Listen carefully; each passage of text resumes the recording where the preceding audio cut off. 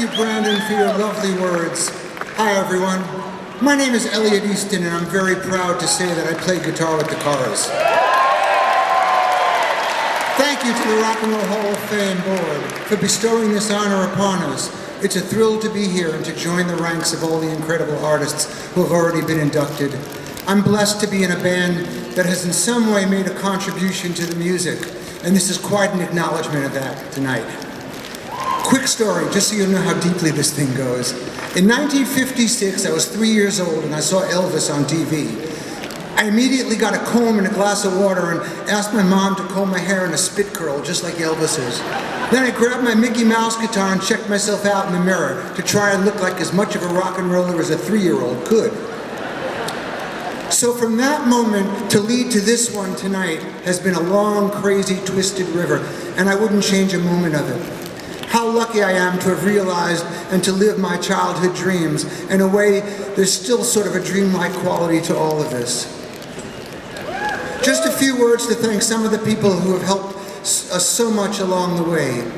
First, I'd like to thank Jeff Kramer and the rest of the crew at OK Management, Danny, Sydney, Cindy, Brian. You've all done such a great job with the band and have made it possible to do more than I could have ever imagined. Thanks, Jeff, for always steering this ship in the right direction. Thanks must go to Joe Smith and Elektra Records for believing in us and giving us a chance to make a record in the first place and get the whole ball rolling. And much later, thank you to Rhino Records for doing such a great job with our reissues and deluxe editions of our albums. I still call them albums. Thank you to our producers, Roy Thomas Baker and Munt Lang, for doing such a great job of capturing what we do in the best possible light, enhancing the music and making it sound great on the radio. It sounds great on stereos too. In the very early days of the band, we had an angel in the form of a lady named Maxanne Sartori, a top DJ at WBCN in Boston from the city's biggest FM rock station. And Maxanne did an amazing thing. She began to play our demo tape in heavy rotation alongside all the biggest records of the day. It actually started being reported in radio tip sheets like the Gavin Report and the rest of them. So it would say something like, "The Cars, just what I needed," and then the column where the record label would normally be, it said tape. So that really got the attention of the A&R staffs and labels, and representatives of major labels started flying up to Boston from New York to check out this band, The Cars, whose demo tape got so much airplay that it was actually being reported on a national level. Maxanne did that, and we will forever be indebted to her for her incredible support in getting this thing going. Thanks must go to our crew, who were there with us from the beginning and stayed till the end. Some are no longer with us, but the rest will be there whenever we do something new, right up to the present day. Keep going, keep going.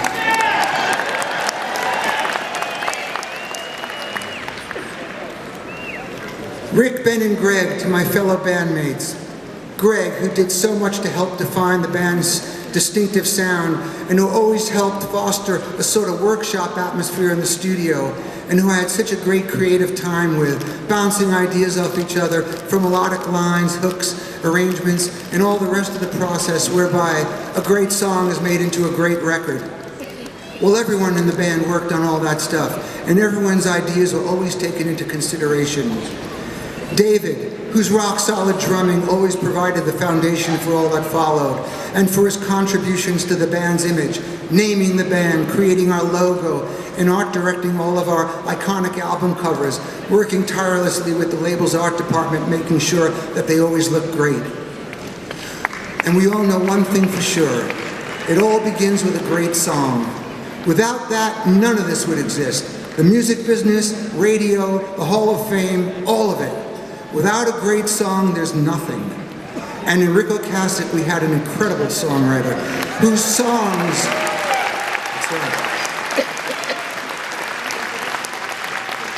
whose songs gave the band such a wonderful platform and framework for the rest of us to be creative and do the best work of our lives.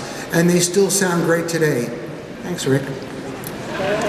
Finally, Benjamin, who's sadly no longer with us, but whose incredible voice, solid bass playing, and good humor was such a huge part of the band's success. And not a bad looking guy either. Cleveland is Ben's hometown. and they've always been very proud of him here.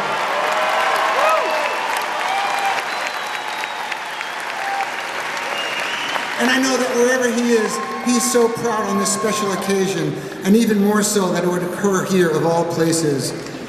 To my wife Jill, who spent many years in this business of ours as a senior VP at A&M Records, and my daughter Sydney, your love, support, and patience in putting up with the life of a musician has meant more to me than I could ever express in words. I love you both to the moon and back. Finally, that's right.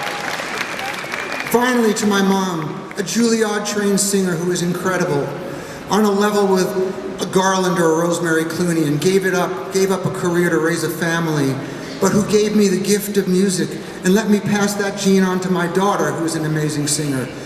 So you might say that music is sort of the family business.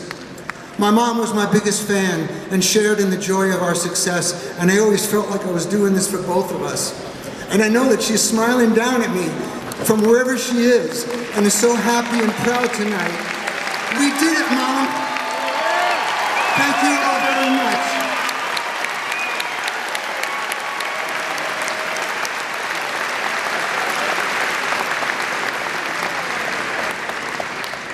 That statue's too heavy a burden for me to hold.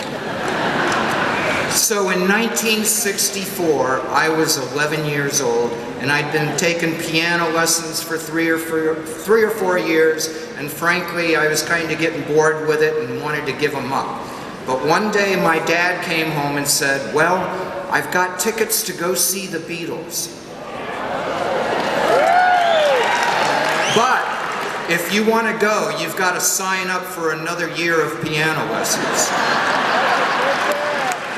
Back then, I thought that was a pretty good deal, and I still think that's a pretty good deal.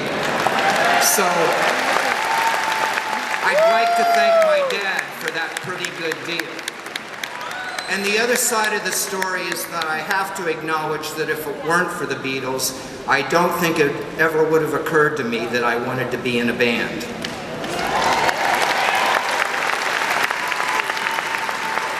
I'd like to also say thanks to Roy Thomas Baker, who produced the first 4 Cars albums and helped define the sound of the Cars. Roy came to see us play during a snowstorm in Massachusetts with about 20 or 30 people in the audience in a high school gym, and he still agreed to produce our first album on the spot. Thanks, Roy. And I'd also like to thank Mutt Lange for his contribution to the Heartbeat City album. If you ever worked for the Cars, I'd like to say thank you. And there's a few that I'd just like to mention by name: Andy Topeka, Tom Moore, Joe Estrella, Brian Sklarz, David Hegelmeyer, Julia Channing, Gene Amoroso, Steve Berkowitz, Richard Fernandez, Elliot Roberts and Lookout Management. And I'd like to say thanks to Jeff Kramer and everybody at OK Management. And I'd especially like to say thanks in particular for springing for the extra tables for tonight. And I have my own personal Hall of Fame that I would like to say thanks to. My friends Mark Volman and Howard Kalin, whose history speaks for themselves, with the Turtles, the Mother of Invention, and On Their Own as Flo and Eddie. They were probably the closest thing to having mentors that I ever had. I'd like to give a nod of appreciation to Todd Rundgren, who's been one of my musical heroes since before I was ever in the Cars. And I'd like to say thanks to Martin Mull, who gave me my first professional job in the music business. Believe it or not. And I'd like to say thanks to Kraftwerk and Devo just for being so good. And I'd like to say thanks to my family for being here tonight. My wife and Elaine and I got married the same year the Cars started, so she's seen it all. My kids, Ian and Annie, are here tonight. I love you guys. And I'd like to say thanks to the Cars fans, who are the real reason we're here.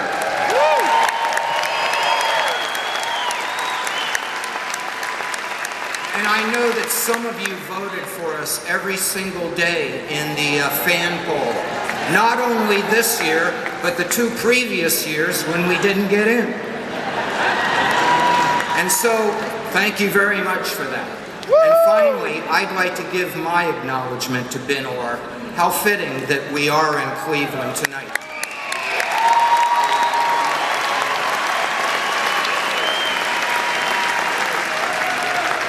Without Ben's innate talent and his rock star good looks, it's unlikely that we would be up here tonight. Thank you very much. I'd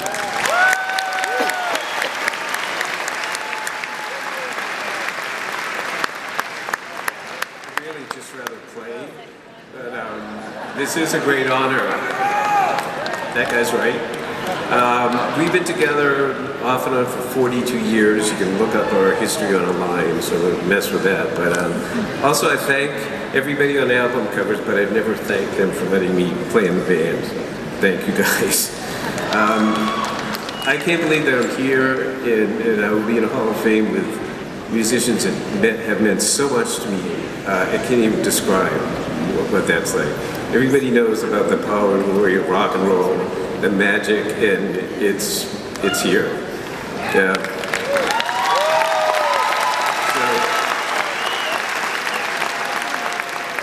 So thank you very much.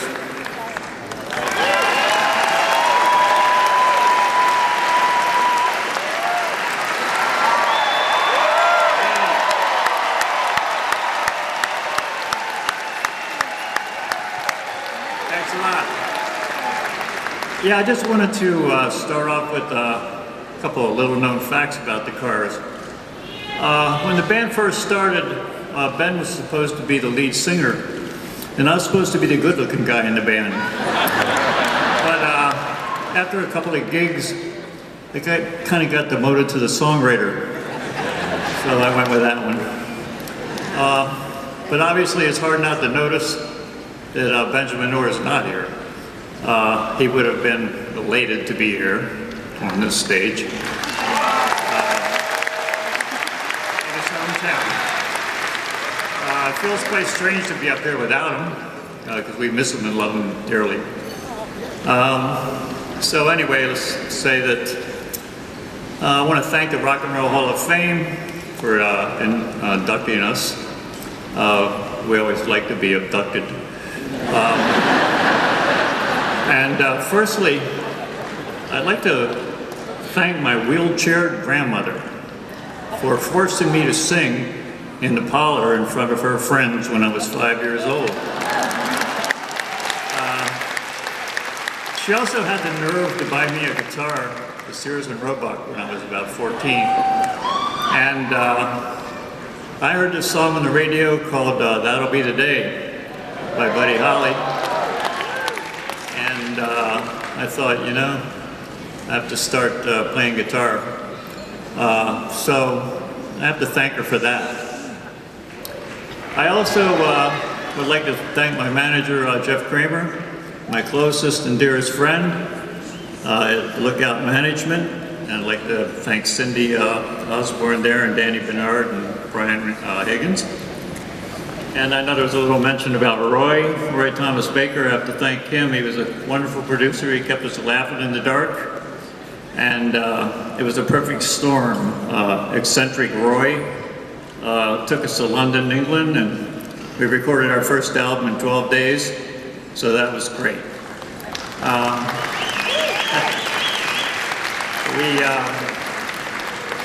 During our legendary days, we had Elliot Roberts as a manager during our growing years. I have to also thank Elektra Records. Joe Smith back then was the guy who signed us. That was probably 1,000 years ago. I'd like to thank Peter Thal and this guy named Bert Padell who took care of us in the 80s. Richard Fernandez, our road manager, who's been with us for almost, I guess, every tour we ever did. Always got us where we wanted to go. David Hagelmeyer, who's our right-hand man. I wanted to thank, got to thank Brandon Flowers for all the wonderful adjectives. I want to thank Scott Schreiner from Weezer, who's going to be playing bass with us tonight. Also, Mario Testani, he's the guy who's watching our chips. You know what chips are, it's that kind of money. I want to thank Lawrence Ferlinghetti and Richard Brodigan and even Bob Dylan for just writing the kind of words they can write. But anyway, I wouldn't be standing here at all if it wasn't for Benjamin or Greg Hawkes and David Robinson. And I think they're really the sound of the Cars. Most importantly, I'd like to thank my loving family because they know me pretty well, but they still like me anyway. So, I lived in Cleveland for a while.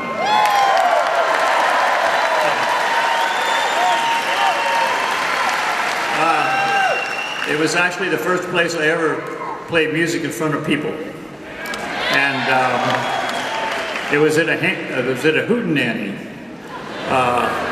here, and I think it was about 20 blocks away.